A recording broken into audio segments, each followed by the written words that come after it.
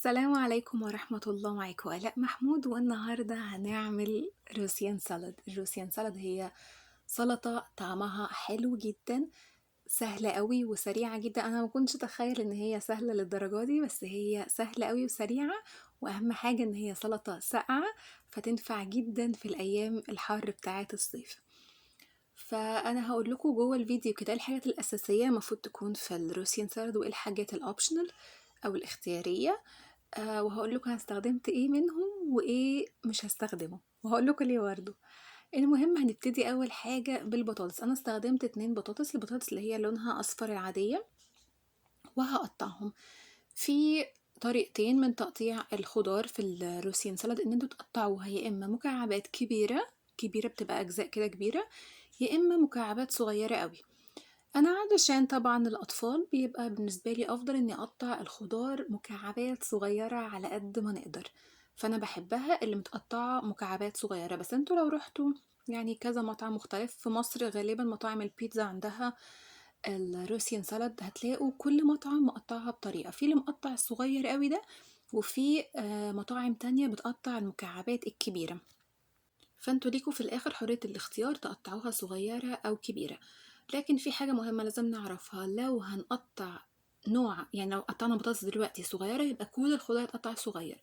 لو اخترتوا المكعبات الكبيرة يبقى تقطعوا كل الخضار مكعبات كبيرة. محتاجين لما ناخد المعلقة يكون فيها كل انواع الخضار مع بعض مرة واحدة، مش اخد نوع واحد والباقي طعمه ما يكونش واضح قوي.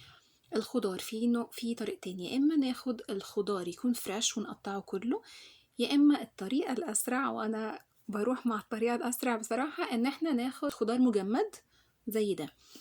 ايه بقى الخضار الاساسي عشان لو عايزين نعمله بخضار مجمد او خضار فريش لكم حريه الاختيار؟ الخضار الاساسي في الروسيان سالاد هما 3 انواع: البطاطس والبسله والجزر. تاني 3 انواع خضار اساسيه هما البطاطس والبسله والجزر.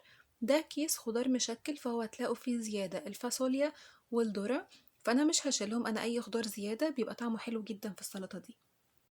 هنعمل ايه بقى؟ هنجيب حله ونحطها على النار، نحط فيها ميه، ونحط في الميه شويه ملح صغيرين مش كتير، علشان احنا مش عايزين السلطه دي تكون مالحه، هي مش سلطه مالحه هتعرفوا قدام.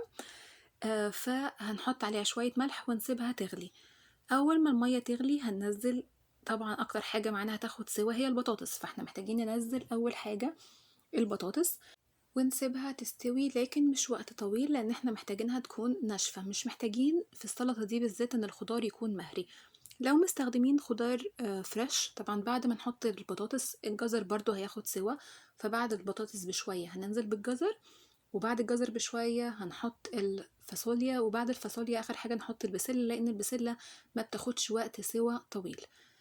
فبعد ما حطيت دلوقتي، انا طبعا مستخدمه الخضار فروزن، الخضار مجمد، فهنزل بالخضار كله مع بعض مره واحده، لانه مش محتاج سوا وقت طويل. اللي هياخد بس مني سوا هو البطاطس، وبرده مش وقت طويل. اول ما يبتدي تغلي هغطيها شويه، وبعدين اهوي الغطا شويه عشان بس ما تغرقش البوتاجاز. نجيب شوكة ونغرزها في البطاطساية. شايفين هي اتغرزت جواها بس ما اتكسرتش نصين. فاكرين لما عملنا بطاطس مهروسة كنا بنحط الشوكة البطاطساية نفسها تتقسم نصين؟ احنا مش عايزين نوصل للمرحلة دي، احنا عايزين البطاطس تفضل كل الخضار قصدي يفضل لسه ناشف شوية. فبعد ما احنا وصلنا للمرحلة دي مع البطاطس، هنحط بقى كل الخضار زي ما قلنا. لو مستخدمين خضار مجمد يبقى هنحط الخضار كله مرة واحدة، هنديله غلوتين كده وهنطفي عليه، لان هو زي ما قلنا محتاجينه يكون خضار لسه فيه كده قطمة، مش خضار مهري. الخضار المهري يبقى مش حلو خالص في السلطة دي. تعالوا نعمل بقى الدريسنج بتاع السلطة. السلطة دي الدريسنج بتاعها مبني على المايونيز. المايونيز هو المكون الأساسي في الدريسنج. بتختلف الأنواع وطريقة العمل، لكن الأساسي إن احنا بنحط أول حاجة المايونيز. أنا حطيت كوباية واحدة، وحطيت عليها معلقتين كبار من السكر، وأحط عليها معلقة أو معلقتين لبن. دي بقى اختياري، بمعنى الروسيان سلطة ناس بيحبوا الدريسنج بتاعها يبقى تقيل، فبيبقى ما بيحطوش عليها لبن عشان ما يخفوش. لكن في ناس تانية وأنا منهم وأطفالي منهم بيحبوا الدريسنج يكون شوية خفيف، فبنخفف المايونيز بمعلقة أو معلقتين من اللبن. لبن يكون ساقع، لازم يكون لبن ساقع، وهنفضل نقلب ونضرب جامد قوي لحد ما حبيبات السكر تدوب. ما تحطوش الخضار غير لما تتأكدوا ان كل حبيبات السكر دابت معاه.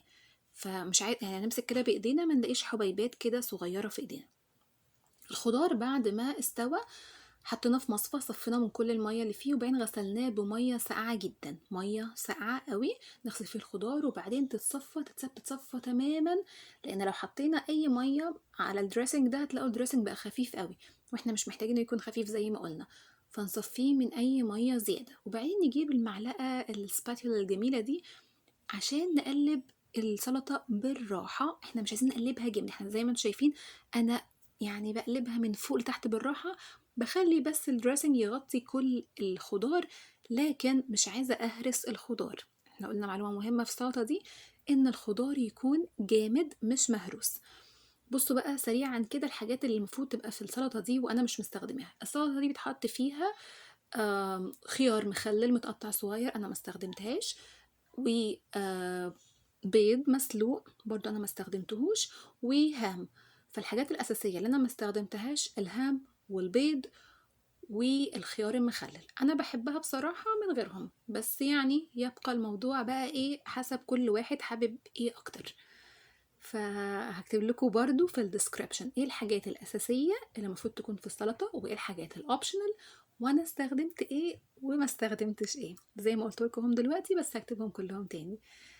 حاجة بقى معلومة أخيرة في السلطة، بعد ما نقلبها كويس بندخلها التلاجة لمدة ساعتين. السلطة دي ما ينفعش تتاكل سخنة، لازم تكون ساقعة. فمن أهم الخطوات فيها إن هي بعد ما تقلب كويس تخش التلاجة لمدة ساعتين. وألف هنا وشفا.